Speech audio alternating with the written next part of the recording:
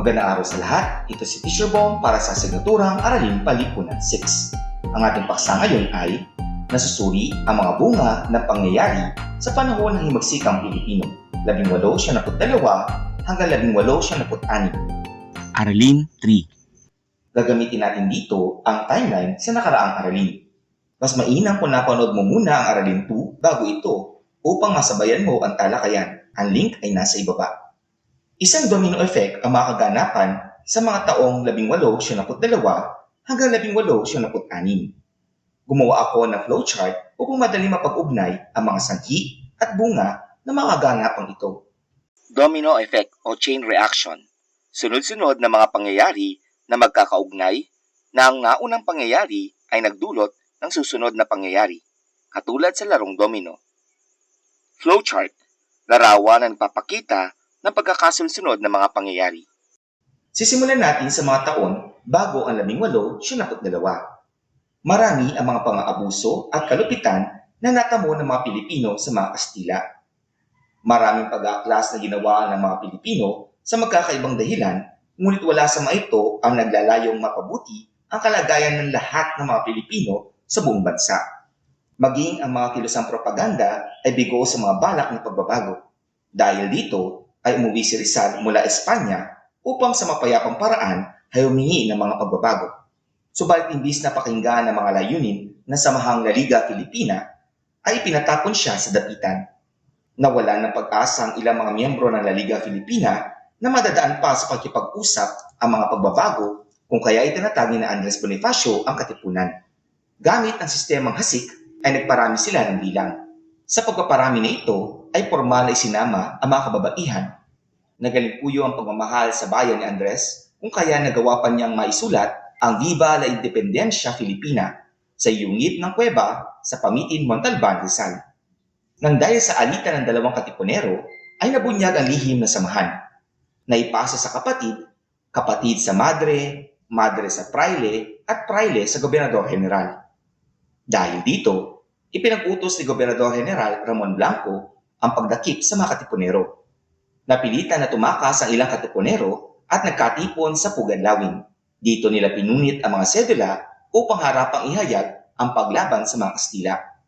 Dala na pangangailangan ng mga sandata, nagpapasyahan ni Supremo na unang sasalakayin ang pulvorin sa San Juan del Monte. Kulang sila sa armas at kasanayan kung kaya sila ay natalo sa unang laban. Nagkaroon ng pag-aaklas din sa ibang lugar sa Luzon, kaya nagdeklara ng batas militar si Gobernador General Blanco sa unang 8 lalawigang kumalaban sa Espanya. Naging matagumpay ang mga katipunero sa labanan sa Imus at nakuha ang sable de mando ni General Ernesto de Aguirre. Ito ang nagpalakas lalo ng moral sa mga katipunero ng Cavite. Napansin ni Gobernador General Blanco na lumalakas sa mga rebelde sa timog ng Maynila, lalo ang Cavite, kung kaya tinangka niyang masakop ito. Subalit nabigo siya sa labanan sa binangkayang Dalahican dahil sa paghahanda ng mga katipunero roon. Naging malulungkot naman ang mga sumunod na tagpo dahil pinitay ang 13 martir ng Cavite sa salang pagkipagsabuatan. Bagamat kapwa mga sangguniang bayan ng Katipunan ay nag-away ang magdiwang at magdalo sa kontrol ng mga teritoryo sa Cavite. Sa huli ay binaril sa Bagong Bayan si Jose Rizal na masasabing lalong nag-udyok sa iba pang Pilipino upang lumaban. Bilang buod, narito ang mga sangasangang sanhi at bunga mula 1872 hanggang 1876.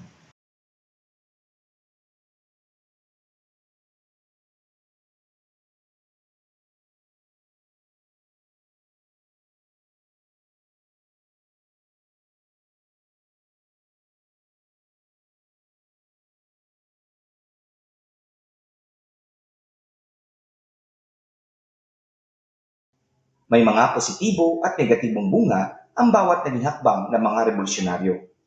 Mga positibo. Una, nagsimulang magkaisa ang mga Pilipino.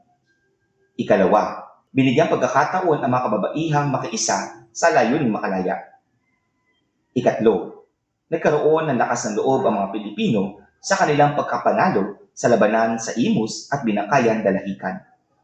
At ikaapat, handa na ang maraming Pilipino na ialay ang buhay kapalit ng kalayaan. Mga negatibo. Una, maraming nasawing Pilipino dahil sa kakulangan ng mga kahandaan at kaalaman sa pakikidigma ng mga pinuno. Ikalawa, nagsimulang mag-away-away ang mga Katipunero dahil sa kapangyarihan. Ikatlo, may mga namatay pa rin Pilipino na walang sala. At ikaapat, nagkulang sa pagpaplano, koordinasyon at pangangalap ng impormasyon ang kataas-taasang sanggunian na dapat siyang namuno sa digmaan. Ang susunod na aralin ay napahalagahan ang deklarasyon ng kasarinlan ng Pilipinas at ang pagkakatatag ng unang republika. Pakiclick ang like, subscribe at notify icons para manatiling updated sa ating mga bagong aralin. Maraming salamat sa iyong pakikinig. Ako si Teacher Bong na nagsasabing, learning is fun and for everyone. Hanggang sa muli!